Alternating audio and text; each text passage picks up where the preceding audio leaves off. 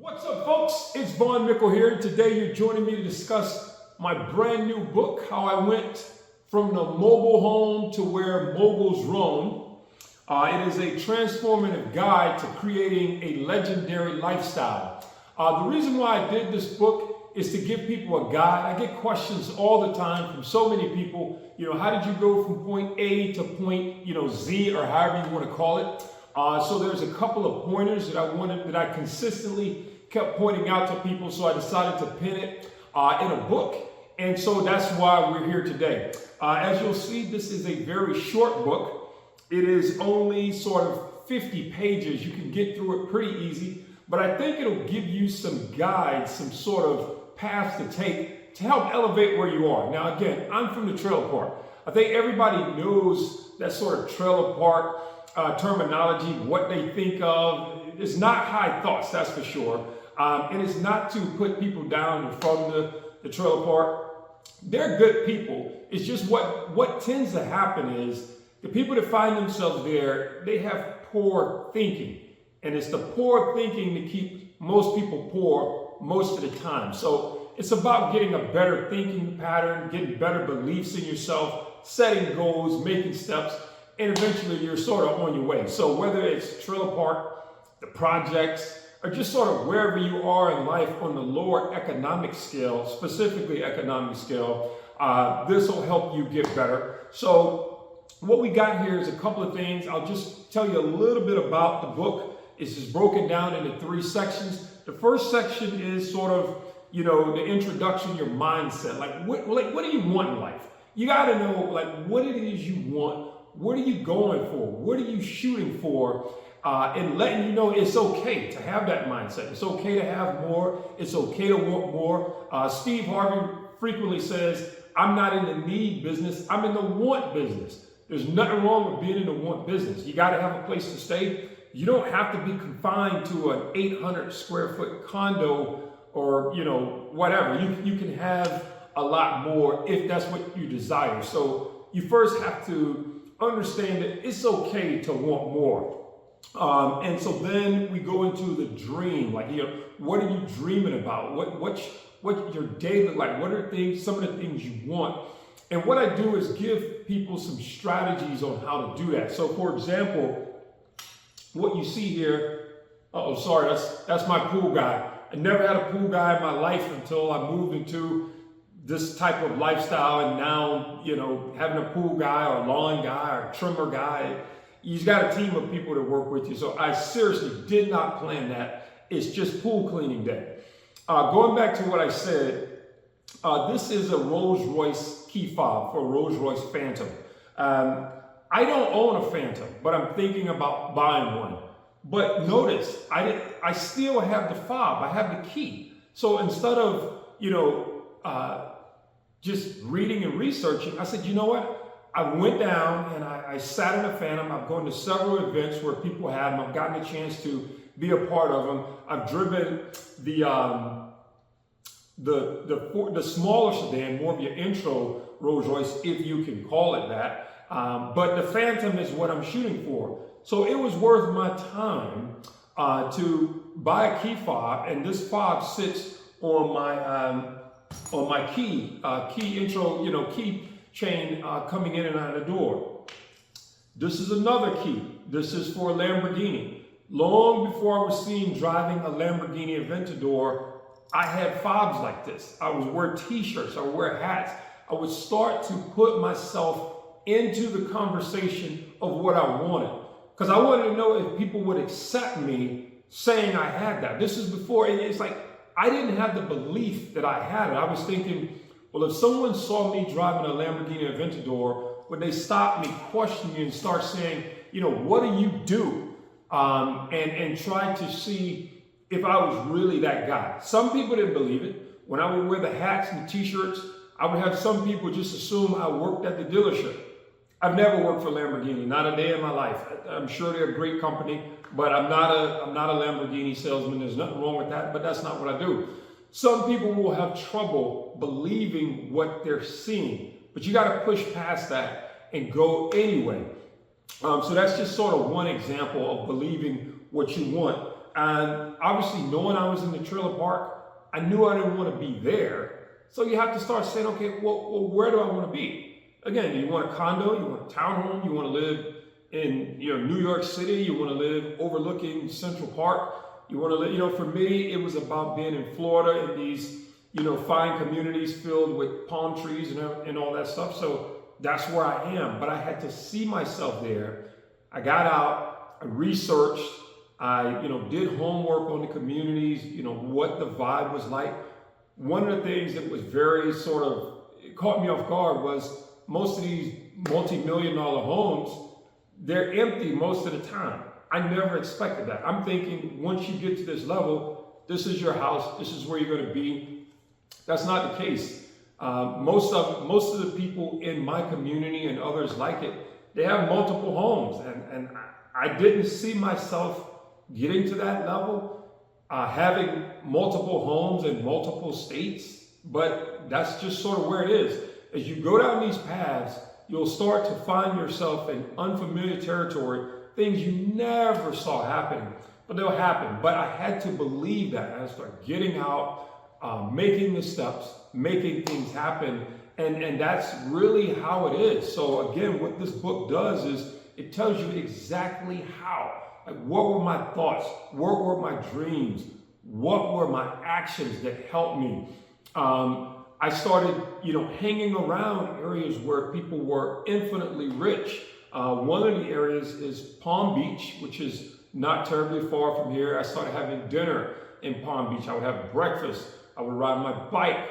One time I was riding my bike and I ran into a billionaire who I'd met several years prior. And it's just, there's something about being in the environment of where you want to be. Like, it's not about touching things and making things happen just magically.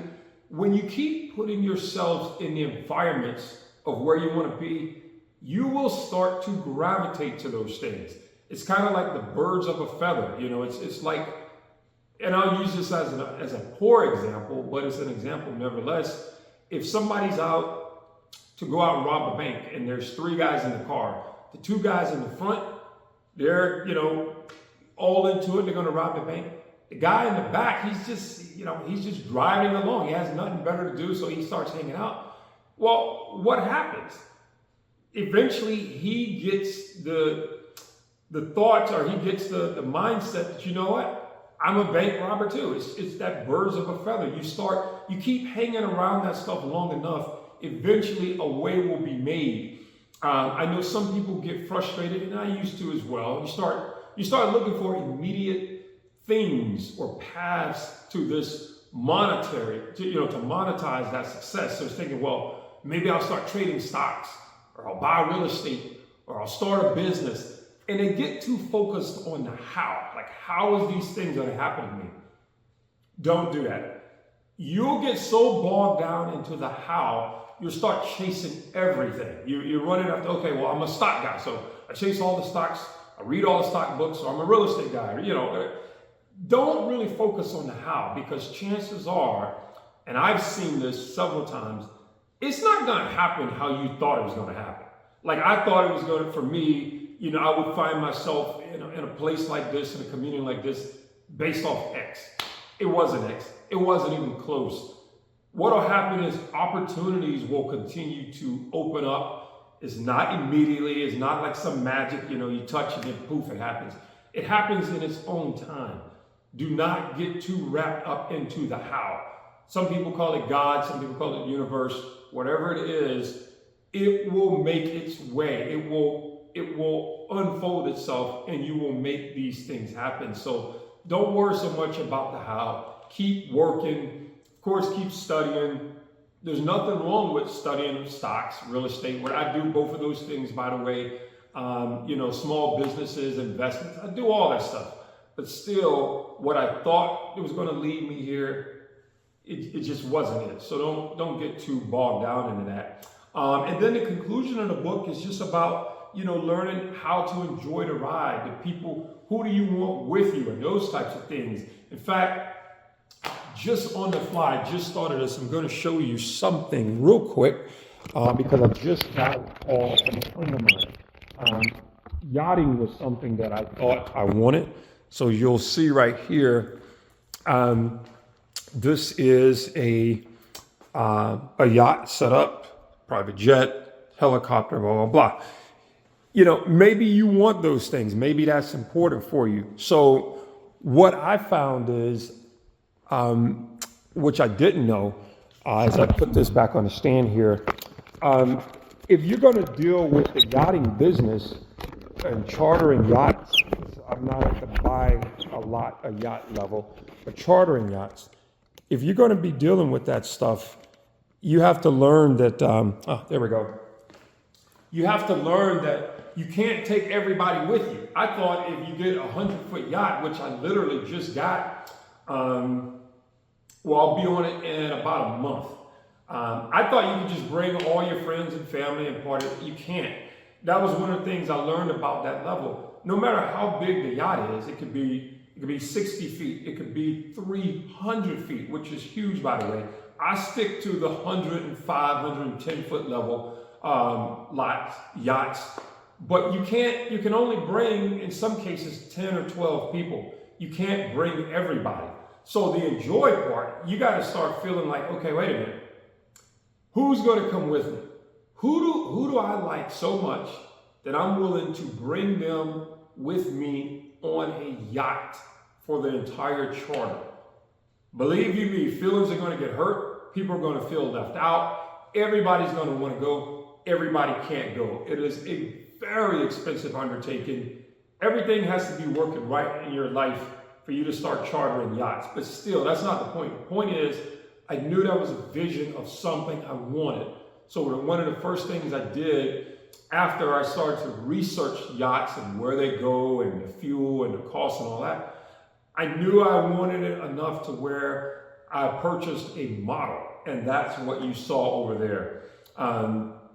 Put a model so I could see it, become a part of it, start having that life, nautical terms, going to yacht shows, going to, yachting events and those types of things. You really have to get yourself in the mindset to start accepting what you've laid out. So I don't want to belabor this too long. Again, from the mobile home to where moguls roam is not like my past two books where they were much longer. This is quick and simple. It gives you a guide. It gives you a path forward to get yourself much further along. So I hope that's helpful to you. I hope you go out, get your dreams, get your goals, write your vision boards, document it, put them in your phone, set up a website where you can see it all the time, those types of things. Get with other people who want what you want. And if you don't find people who want what you want, go the path anyway. Eventually you'll run into other people. There's more along that path. Everybody's not going to be able to come along for the ride. Some people will get jealous. Some people get jealous. I forgot to mention that. You got to move on without it anyway. There's going to be, people call it haters. I don't like to use that term. I don't like to invite that in my life. But yeah, there's going to be some people who you're thinking that we're all here and we all want to be here. So if you make a step, not necessarily first, maybe you're third making the first step, and then you make another step, and then something happens, everybody else gives up. Maybe you make two more steps. You're thinking that all the people in the team are going to be happy that you kept going, you made another step. They're not. Everybody's not going to be happy. Some people are going to think, well, I gave up because of whatever reason, but they weren't expecting you to keep going. They weren't expecting, things to continue to happen for you and maybe not them. I don't know. I can't even figure it all out. What I can say is everybody who you think is going to be happy for you in the beginning, when you start making progress, especially that's more than theirs, even if they stop, it doesn't matter.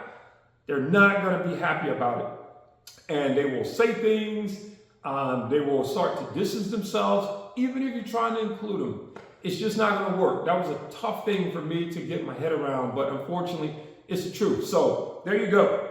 How I went from the mobile home to where moguls roam. Maybe you'll write a book about how you went from wherever it is to where you want to be. So hope you all having a great day. Have a great summer. Please pick up this book. I have some other videos on YouTube. You can check them out and all those things.